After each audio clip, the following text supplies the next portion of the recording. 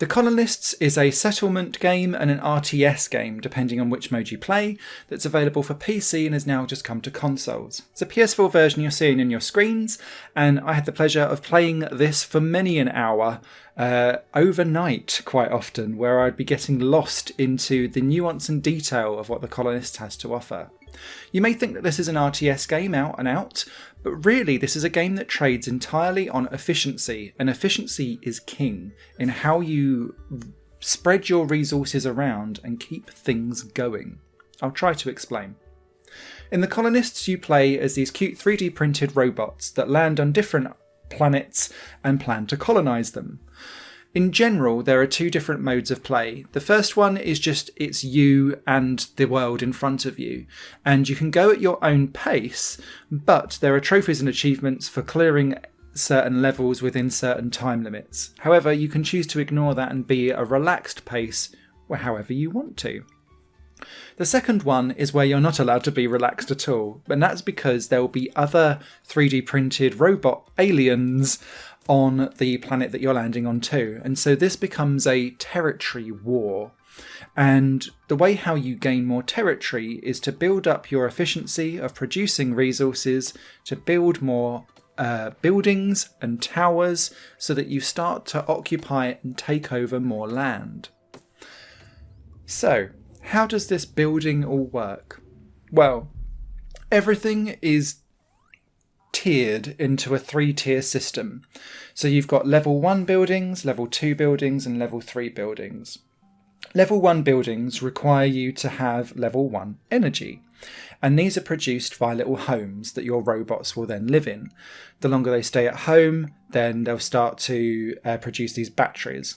These batteries then power all of your level 1 resource buildings. So if you need some wood chopping from the wood chopper, they need a level 1 battery to get that going. So you need the home to produce the battery. The battery then needs to be carried along roads to the woodcutter. The woodcutter will then need to turn that into planks of wood, so it then needs to go to the sawmill, so then the wood will go there.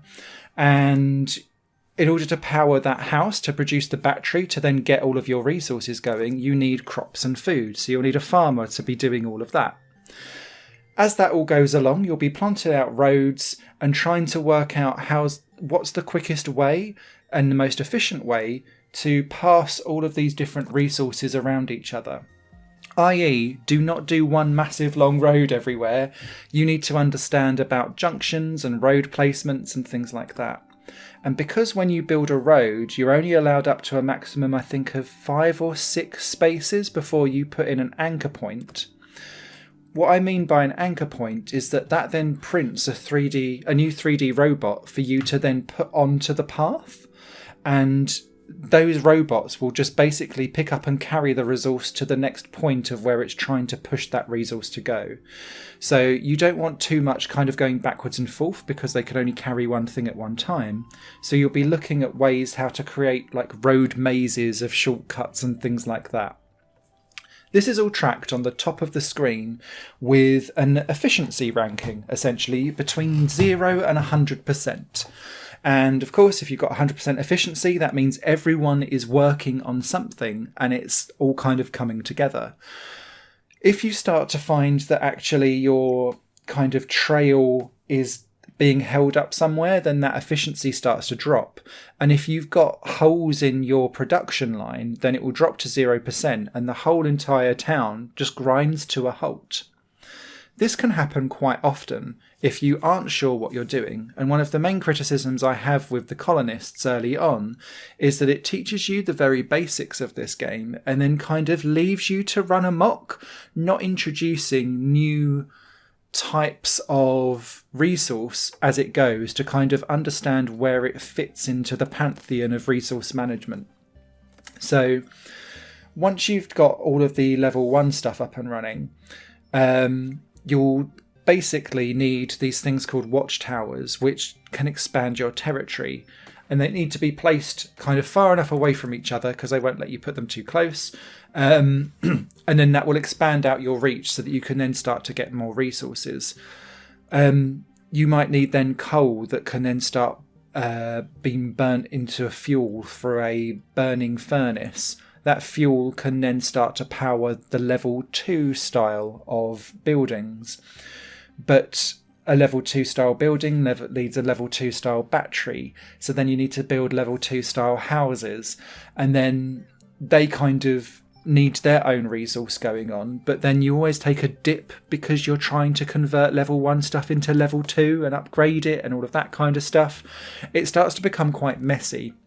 Nothing that you can't manage, but your efficiency will dip. And where the Colonists needs a little bit more support, I think, for players who maybe aren't so au fait with the strategy and settlement style games, is to explain basically what applies to what. It is hidden in the menus somewhere, but some of those menus are several clicks deep and icon based and don't necessarily tell you everything that you need to go. There is an advisor that's available in the radial menu that you can pick up whenever you're doing stuff that kind of gives you pointers as to what you need next, and then you can zoom out onto the map and hopefully you'll find some of that resource within reach, and that can kind of guide you into where you need to go next. The beauty of the Colonists is that no matter how broken your resource structure becomes, though, you can always build new level 1 buildings and resources, because they just require a little bit of wood somewhere. So there's always a bit of a get out of jail free card if you need it. This is fine when you're playing in the single player experience where it's just you against the Earth. And it all works perfectly fine until I started to run into problems with colonising multiple islands. There's a point in the game where you start to build ships and explore other places, because maps aren't just necessarily one island. You'll need to cross seas and chart territories and do new things. And that's where I was like, ooh, the Colonists getting big now. And it starts to introduce different terrain types. So you can go fishing in the sea and build little fishing nets which can give you food for that. But say some of the planting of crops can only be done in grass. It can't be done on a beach land. So then you start to organise your building layouts appropriately, of course. But what I found was that the game really struggles to understand how shipping works and doing shipping lanes of resources back and forth between islands, because you can basically connect them up with ports. Because when you're going to colonise a new island, you need to bring over all the resources that you're building elsewhere with you to kind of get that second island up and running. And then once you've got it up and running, you can start trying to make it a bit more self-resourcing and self-efficient. Often, though, with the Colonists, the reason why you're expanding to the second island is because that island has specific resources that nowhere else has. And that's why you need to do these shipping lanes back and forth. I don't know why, but the Colonists on PS4 would not let me do proper shipping exports and imports back and forth, and I kept on ending up with broken lanes of things that didn't seem to work. Maybe I just misunderstood how the shipping process worked, but it seemed more luck than judgment when something actually did work. And occasionally what I'd have to do, in fact more often than not if I'm perfectly honest, I'd have to then delete all of my ports and then rebuild them again, and then the game would kind of go, oh, that's what you're trying to do, and then it would do it.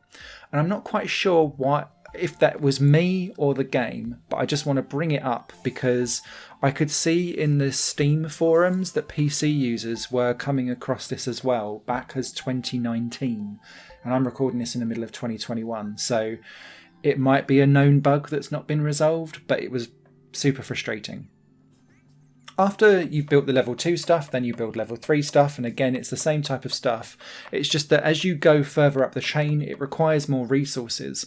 So your level 1 stuff doesn't ever kind of fall off the back and stop and become useless, but it starts to power all of that extra resource that you then plough into the level 2s and the level 3s, because essentially the higher up they go, they still need some level 1 resources, but they require the level 2 resources as well, and then the level 3 stuff will require 1, 2 and 3 to thrive and keep going.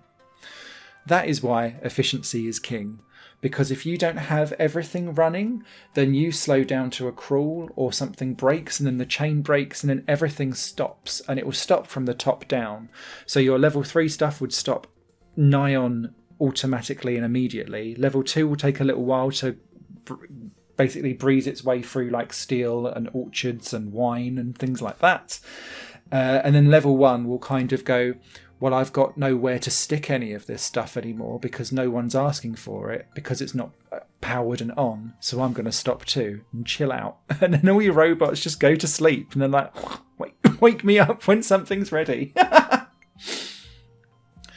Where this all comes to the fore is in its aggressive second mode, where instead of just being you against time, essentially, to get achievements and trophies, it's you against other robot tribes, essentially.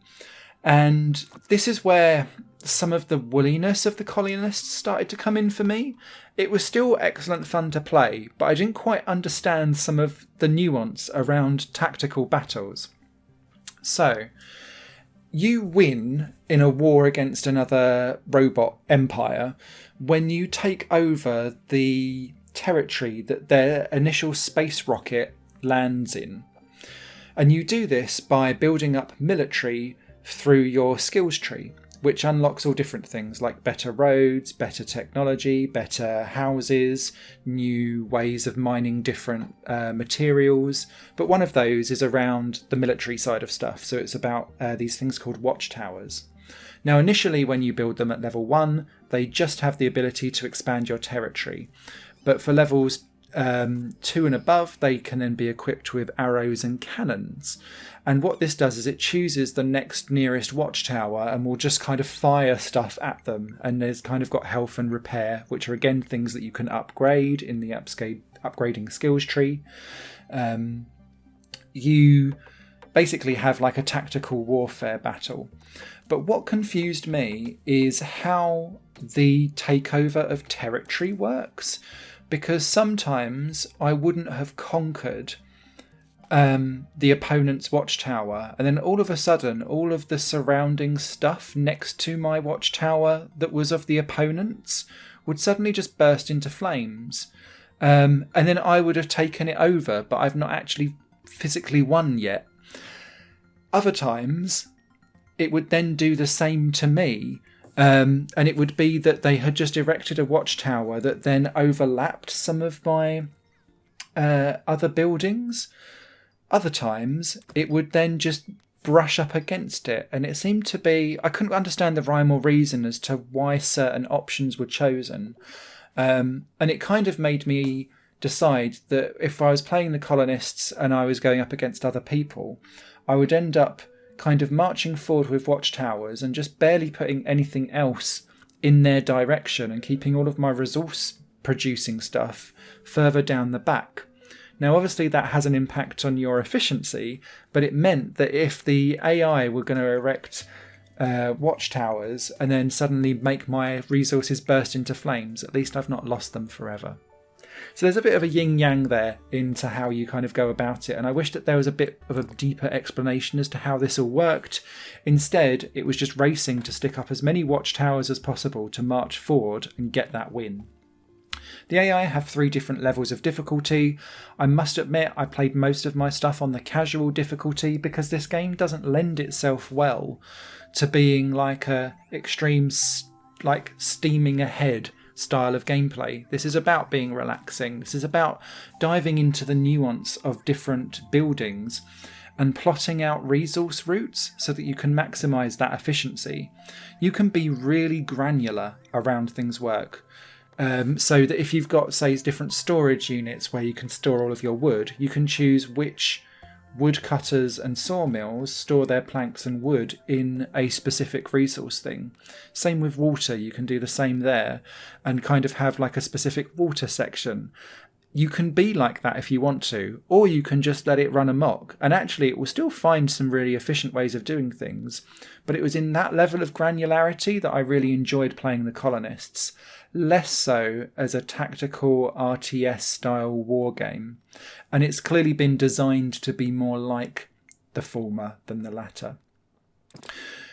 I do wish that some of the kind of shipping lane bugs would get sorted. I did, in some of the larger maps, also run into a little bit of slowdown, especially when you zoom out, because there's so much going on screen. It seems to kind of slow down the game a little bit. Also be aware that when it auto-saves, there is a good 3 to 4 second freeze, and I kept thinking that the game had crashed. It's not, it's perfectly fine. And I also really appreciate that there were different speeds of playing as well, because sometimes you're actually just waiting for resources to pool for you to then get to that next level. So the ability to speed up, slow down, and pause as well, which I found really helpful when playing against other robot factions, because sometimes it's about pausing and planning what your next moves are. The AI already know what they're doing and they're busy building stuff. So you need to take that tactical advantage sometimes and go, right, this is how I map out my roads. These are my waypoints. This is where I'm going to focus my resources, and then dive in. So yeah, I did enjoy The Colonists. I think it's a great game. I think there are some bugs that need to be sorted out. But yeah, fundamentally, this is a super chilled, cute experience. Outside of the story campaign mode, you also have kind of like a randomized endless mode as well, should you want to kind of get lost in that. And it's one of those games where you think, oh, do you know what, I'll just chill for half hour on. And I was doing this on a few nights, and then I suddenly looked at the clock and was like, oh my god, it's 3 a.m. You lose hours to this really quickly. So what more of a endorsement can it be that when you've sat there, you've gone, I'll only do 20 minutes, and then 4 hours later you're like, come on. What more do you want to say? A written review will be out on higherplayinggames.com, which will probably be a little bit less rambly than this review. Apologies, but there was lots that I wanted to kind of point out with this game, and it's out now. You guys take care. Bye for now. Higher Plane Games is part of the Higher Plane Network, a completely independent media outlet supported by people like you. The goal is to create the best possible content that cultivates a richer indie scene for games as well as music and entertainment. To find out more and to get involved, visit patreon.com/higherplane-network. Your support makes all the difference, and in return you'll gain access to bonus content and downloads. Thank you for watching.